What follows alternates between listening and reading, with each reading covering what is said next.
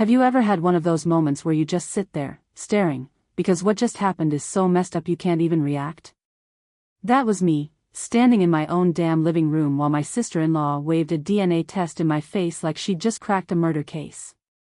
"She's not yours," Isabel declared right in front of my 6-year-old, innocent, sweet little daughter. "You're raising a dead woman's affair baby." I stared at her, waiting for my brain to catch up. When it finally did, I laughed so hard my stomach hurt. Isabel's face burned red. "What's so funny?" I wiped a tear from my eye, still chuckling. "You took a DNA test on my daughter behind my back. Do you think you're some kind of detective?" Her mouth snapped shut, but her eyes darted to Ava, who was clinging to my leg, her little brows furrowed in confusion. That's when I stopped laughing. "Get out of my house," I snapped at Isabel. "Jake, you don't understand," she started.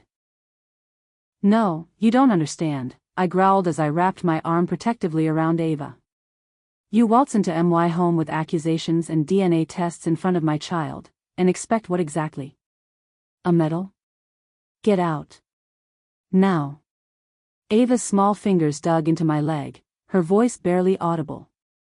"Daddy, why is Aunt Isabel mad? Did I do something bad?" The question shattered something inside me. I knelt down, meeting her eyes. "No, sweetheart. You didn't do anything wrong. Aunt Isabel made a mistake, that's all." Isabel's face crumpled. "Jake, please, if you just listen." "I think you've said enough," I cut her off, standing up and lifting Ava into my arms. "Leave my house before I say something I can't take back." As Isabel retreated, Ava whispered against my neck, "Are you still my daddy?" The question hit me like a slap. I held her tighter, pressing my face into her hair to hide the tears threatening to spill. "Always, baby girl. Always and forever. Let me back up. I'm Jake. I'm 30 years old, and I have a daughter, Ava. She's not my biological daughter, never has been and never will be. But that's never mattered. Ava's parents were my best friends growing up. We were never a thing, just close, like siblings. Her mom, Hannah, got married to a great guy, had a baby, and then 3 months later, they both died in a car accident. There was no family to take Ava in.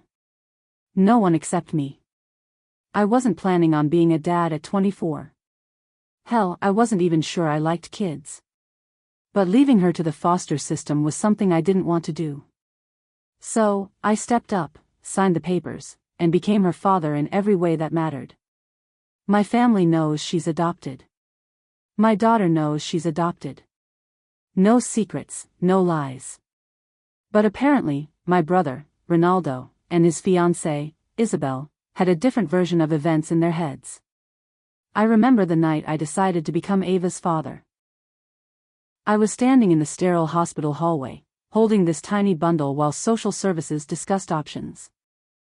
"Sir," the social worker said gently, "I understand you were close to the parents, but raising a child is an enormous responsibility.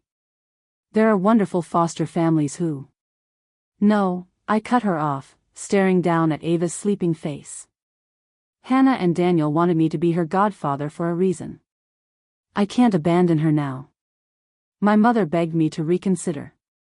"Jake, honey, you're so young. Your whole life is ahead of you. It's too much." "What would you have done, Mom?" I asked her. "If it was me? If your best friends died and left their child with no one? Would you have walked away?" The memory of her tears still haunts me.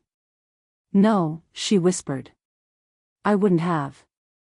As I sat in a rocking chair with this tiny human asleep on my chest that night, I made a vow. "I don't know what I'm doing, kiddo. But I promise I'll figure it out. For you. For your mom and dad. We'll figure it out together."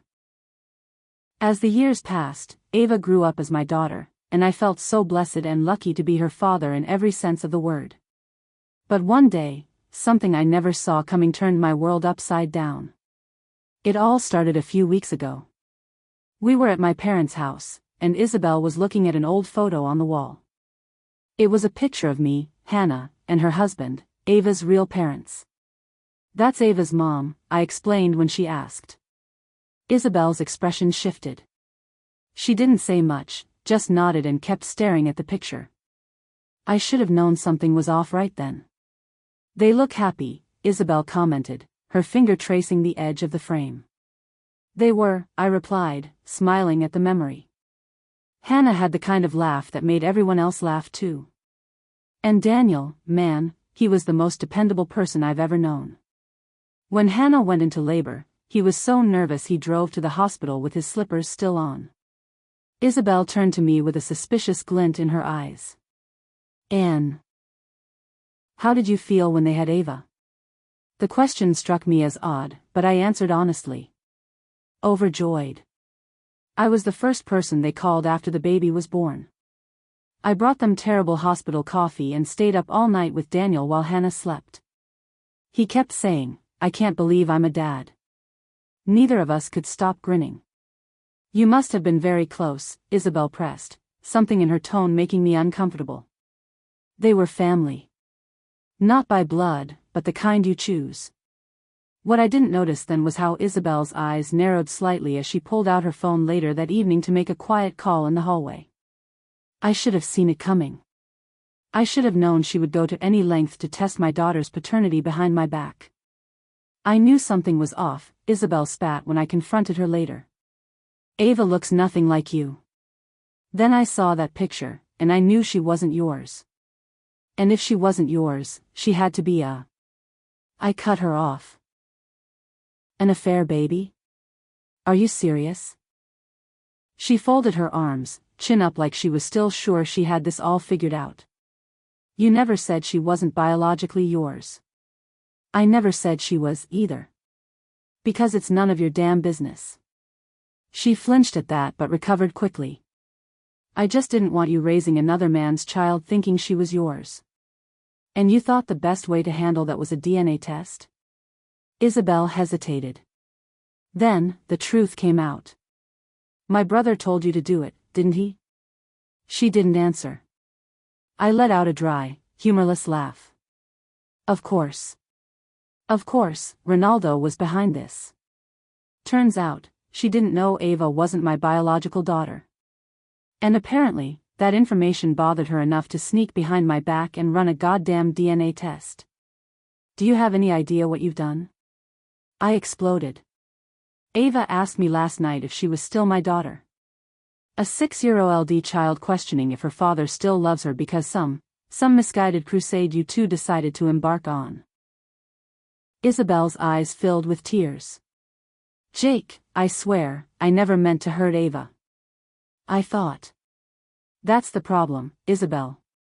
You didn't think. Do you know what it's like to lose your best friends? To hold their baby and promise to give her the life they wanted for her? To question every single day if you're doing it right, and if they'd be proud? And then to have someone come along and try to, what? Expose some great deception? As if love and biology are the same thing? As if I haven't spent 6 years building my entire world around that little girl?" Isabel's shoulders slumped. "Ronaldo said, he said you were trapped. That you felt obligated.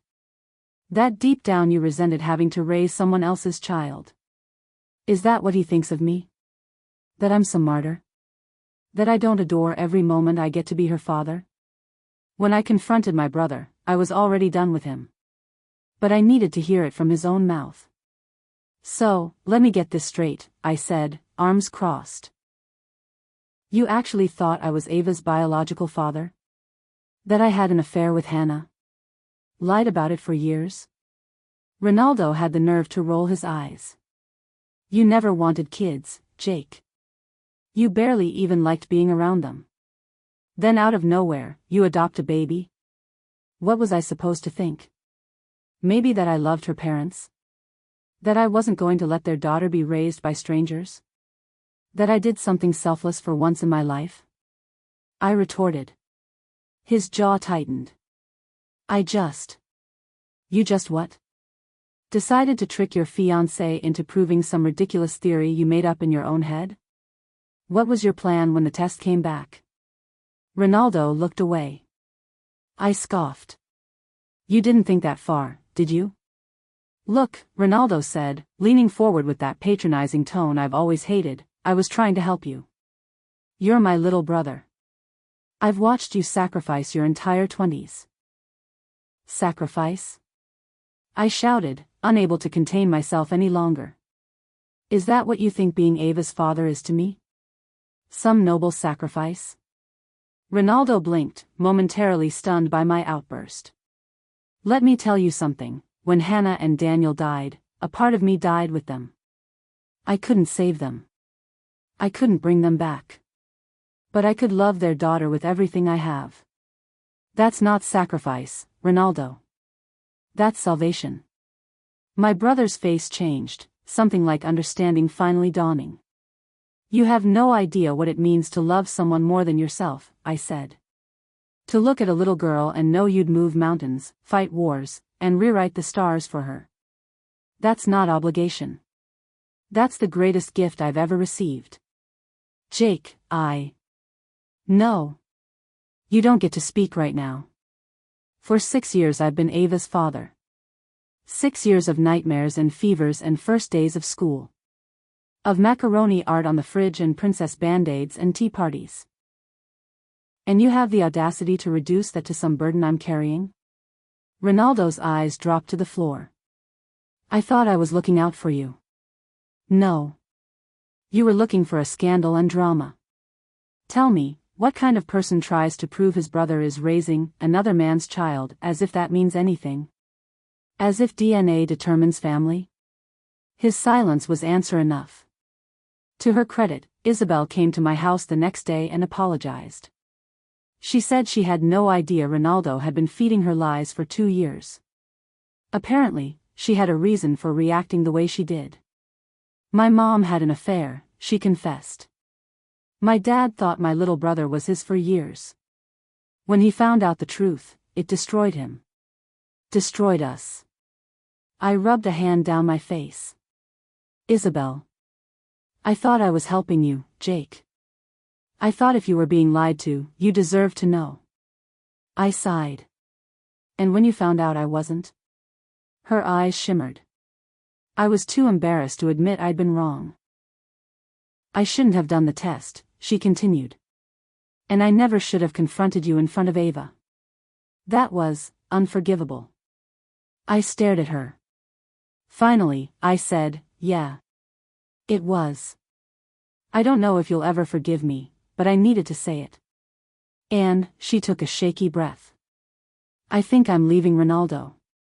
That caught me off guard. What? If he could lie to me for 2 years about something like this, what else is he capable of? That was a good question. Isabel, I said, blood doesn't make a family. Love does. Commitment does. I know that now, she whispered. I think I always knew. But fear is a powerful thing. She took a deep, shuddering breath. Whenever I watch you with Ava, it's beautiful, Jake. What you've built together.